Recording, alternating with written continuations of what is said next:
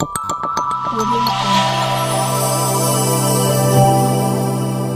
Jungle.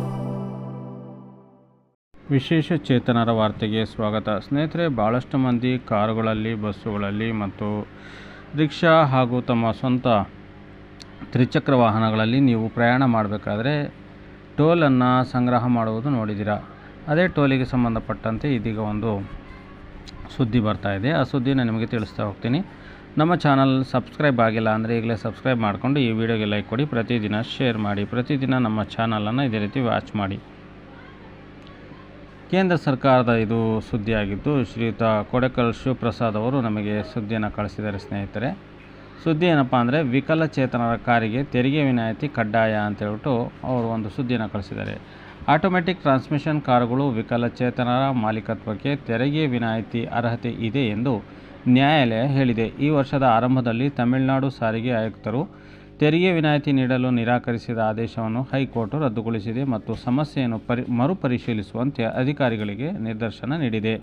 Madras high court February 16ರಂದು Tamil Nadu ಸಾರಿಗೆ ಆಯುಕ್ತರು ನೀಡಿದ ಆದೇಶವನ್ನು ರದ್ದುಗೊಳಿಸಿದೆ ಮತ್ತು ವಿಕಲಚೇತನರಿಗೆ ಅಂದರೆ ದಿವ್ಯಾಂಗಜನ್ ದೈಹಿಕವಾಗಿ ಸವಾಲಿನ ವಿಭಾಗದ ಅಡಿಯಲ್ಲಿ ಸ್ವಯಂಚಾಲಿತ ಟ್ರಾನ್ಸ್ಮಿಷನ್ ಹೊಂದಿರುವ ಕಾರನ್ನು ನೋಂದಾಯಿಸಲು ನಿರಾಕರಿಸಿದ ಸಾರಿಗೆ ಆಯುಕ್ತರಿಗೆ ಚಾಟಿ ಬೀಸಿದೆ.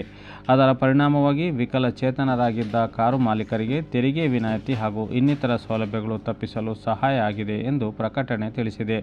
ಆಟೋಮೆಟಿಕ್ ಟ್ರಾನ್ಸ್ಮಿಷನ್ ಹೊಂದಿರುವ ಕಾರನ್ನು ಓಡಿಸುವ ಸಾಮರ್ಥ್ಯ ಹೊಂದಿರುವ ದೈಹಿಕ ವಿಕಲಾಂಗ ವ್ಯಕ್ತಿ ಎ. ಮಾರುಸ್ಯನ್ ಮಾಡಿದ ಮನವಿಯನ್ನು ಸಾರಿಗೆ ಆಯುಕ್ತರು ಸರಿಯಾಗಿ ಪರಿಗಣಿಸದೆ ತಿರಸ್ಕರಿಸಬಾರದೆಂದು ನ್ಯಾಯಮೂರ್ತಿ ಸೆಥಲ್ ಕುಮಾರ್ ರಾಮಮೂರ್ತಿ ಅಭಿಪ್ರಾಯಪಟ್ಟಿದ್ದಾರೆ.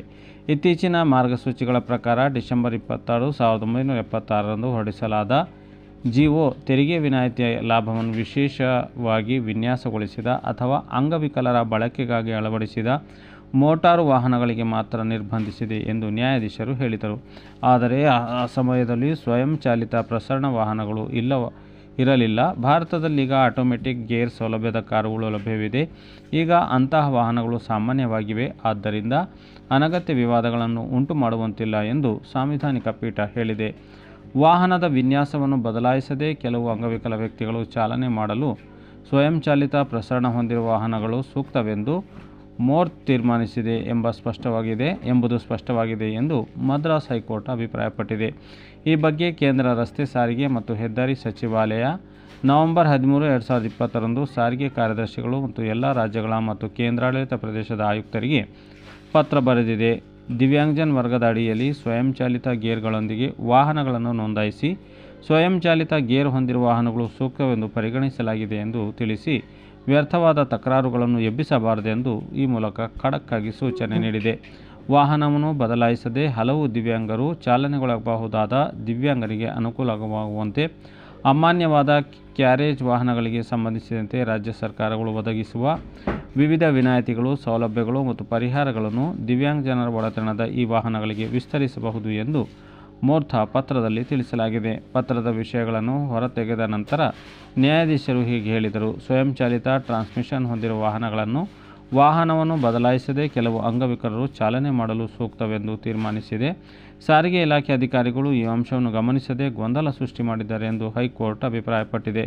ಈ ಕುರಿತು ಮರುಪರಿಶೀಲನೆ ನಡೆಸುವಂತೆ ಸಾರಿಗೆ ಆಯುಕ್ತರಿಗೆ ನ್ಯಾಯಾಧೀಶರು ಸೂಚಿಸಿದರು ಎಂದು ಪ್ರಕಟಣೆಯಲ್ಲಿ ಶ್ರೀ ಕೊಡೆಕಲ್ ಪ್ರಸಾದ್ ತಿಳಿಸಿದ್ದಾರೆ.